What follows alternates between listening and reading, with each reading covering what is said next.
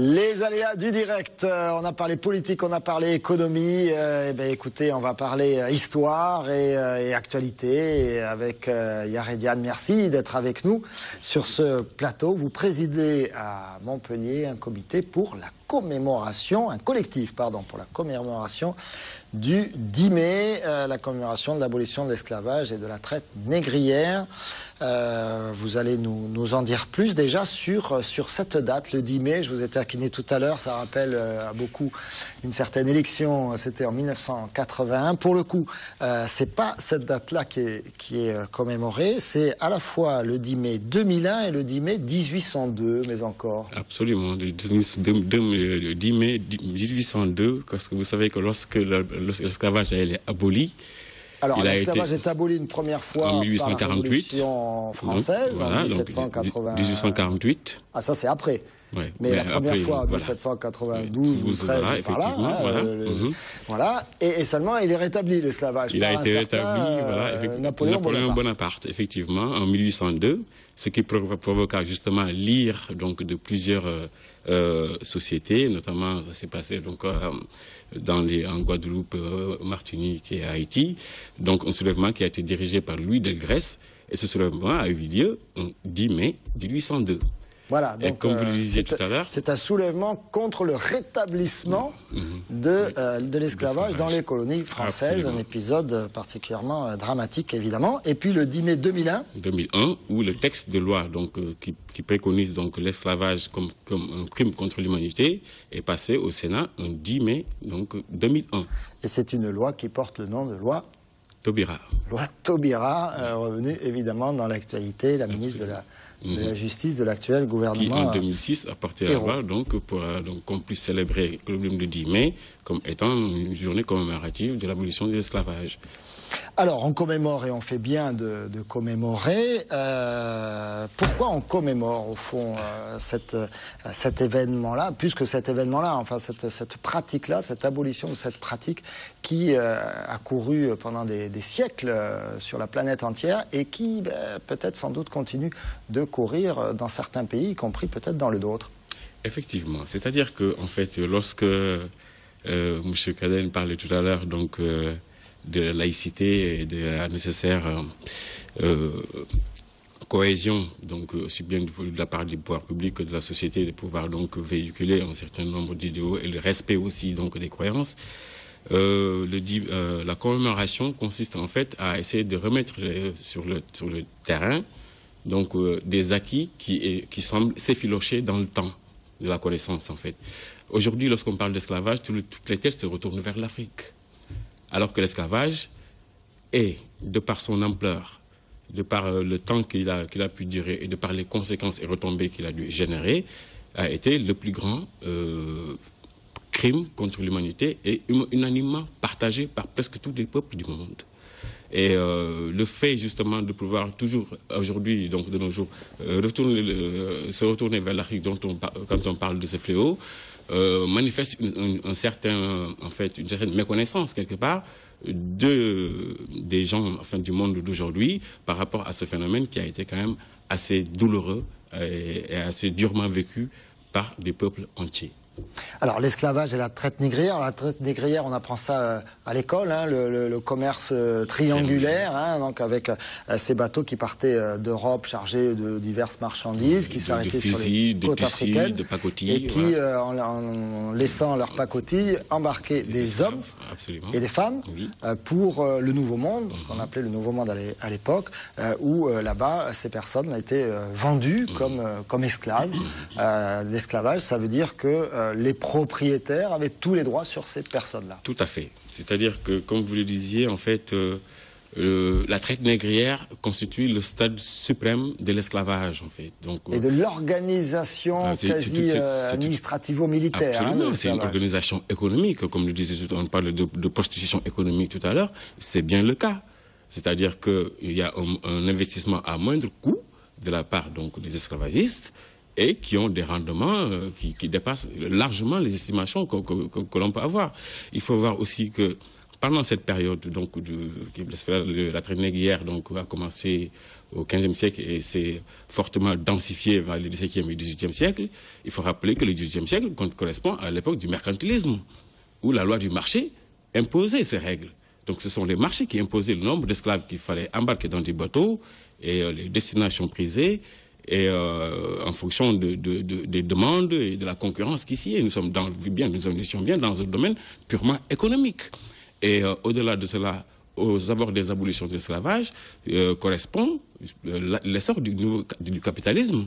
C'est-à-dire qu'il y a un système organisé qui a fait l'émergence de banques, de notaires, de sociétés d'assurance, sans compter l'exploitation des plateformes portuaires un peu partout en Europe. Un enrichissement, manifeste des côtes, de la côte atlantique française et anglaise notamment.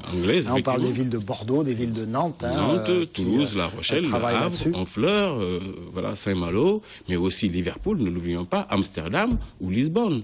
Et donc c'est tout un système économique qui a été organisé, et ceci assis sur le dos de ce que représentait l'humain. C'est-à-dire que lorsqu'on atteint le stade summum de l'esclavage, le produit qu'est l'esclave vendu est un bien meuble, cessible.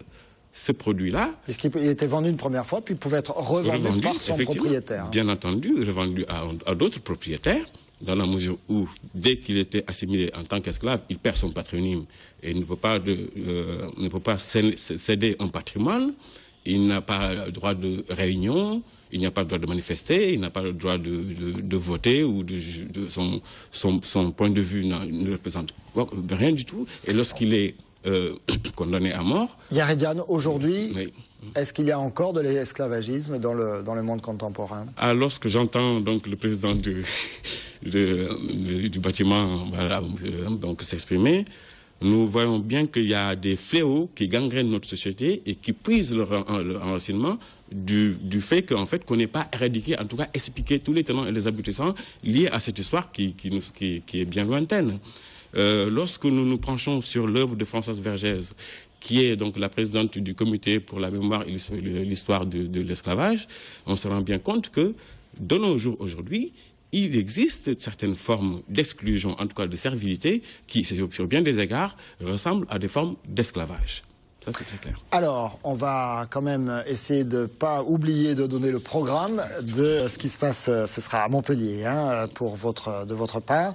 Un programme avec la marche contre l'oubli, ça c'est un point fort, ce sera le vendredi 10. Absolument. En milieu d'après-midi, fin d'après-midi, c'est ça? Fin d'après-midi, vers 18h30, 19h. Vers 18h30, donc place Albert Ier, vers le Quorum, où vous allez proposer un certain nombre d'animations, dont des concerts. Oui. Tout à fait. On peut donner quelques noms de groupes? Oui, effectivement. C'est-à-dire que la valeur symbolique de cette commémoration de 2013 constitue en fait sur le fait de pouvoir rassembler le public montpelliérain avec ses artistes. C'est en cela que nous avons donc convié beaucoup d'artistes, comme vous le dites, donc le News Gospel Choir de Fred Lewin qu'on ne présente plus à Montpellier, comme le Gospel Isaac aussi avec Emma Lamadji, mais aussi d'autres artistes bien connus comme Fabrice ou Tony Savannah ou Juanito. Il y en a pas mal. Et ça, ce sera au Quorum. Alors, il y a également quelque chose sur lequel vous insistez, ce sont les palabres. Oui. C'est-à-dire que... On va parler. Oui, le mouvement le collectif du 10 mai s'engage aussi, dans le reste du temps de l'année, à animer certains débats pour essayer de reconvoquer l'histoire et essayer d'en partager le plus avec des gens, donc différentes personnes de la ville, que ce soit des scientifiques ou des historiens ou en tout cas d'autres aventuriers. Alors, lors de ces palabres, nous essayons en fait de reconvoquer l'histoire, en tout cas de parler de choses sur lesquelles il est rare que l'actualité en fasse la lumière. Je vais vous donner un exemple tout à fait précis pour qu'on puisse comprendre exactement. Lorsque je parle de Martin Luther King, on me dira qu'il est mondialement connu dans sa défense de lutte civique aux États-Unis. Lorsque je parle de Che Guevara, on me dira qu'il est mondialement connu dans sa défense donc des luttes contre la domination économique et tout ça. Mais lorsque je parle du docteur Frantz Fanon, qui est français, fait... et qui est pourtant une grande figure. Une grande figure, mais il est tout à fait méconnu de la grande partie donc, des Français, et je ne parle pas des jeunes. Alors que justement... Donc, alors, il y en a un qui est un petit peu plus connu, et vous commémorez également cette année son centenaire, c'est Aimé Césaire. Bien sûr. Donc le Martiniquais, chantre de la négritude avec un certain Léopold Sédar Senghor. Donc Aimé Césaire, qui est décédé il y a quelques années, en 2008. 94 ans, c'est ça. Et Aimé Césaire, donc, aurait eu 100 ans en 2013. 2013, voilà, effectivement. Yarédiane, merci. On rappelle également une exposition, il y a l'affiche qui le précise, l'exposition, elle, sur les anneaux. Alors on a bien compris, hein, c'est les anneaux qui étaient sur les esclaves, qui étaient posés sur les esclaves. Qui retrace un peu de manière pédagogique, c'est une œuvre en fait qui a été demandée sous l'initiative du MRAP, en fait, qui est une œuvre pédagogique et qui retrace justement les différentes figures de l'esclave, en fait, parce que chaque esclave représente une figure, un chemin, une trajectoire, et qui vient se rajouter à la conception globale et collective de l'esclavage d'une manière générale, mais qui trace quand même justement des trajectoires assez différentes qui donnent à voir et à connaître un peu tous les tenants et les aboutissants liés à cette histoire, vieille comme le monde. Et on viendra vous écouter parce qu'effectivement, j'espère que vous participez à une des palabres. Oui. Merci beaucoup, Monsieur Diane. Merci beaucoup à Patrick Sécotti, à Nicolas Cadenne. Dans un instant, le journal. Évidemment, j'ai débordé. Ce soir, Payad Hebdo et Croco Hebdo, l'avant-match. Demain, vous retrouvez Julien Lamoussière pour des nouveaux aléas du direct. Très bonne soirée à tous sur TV Sud.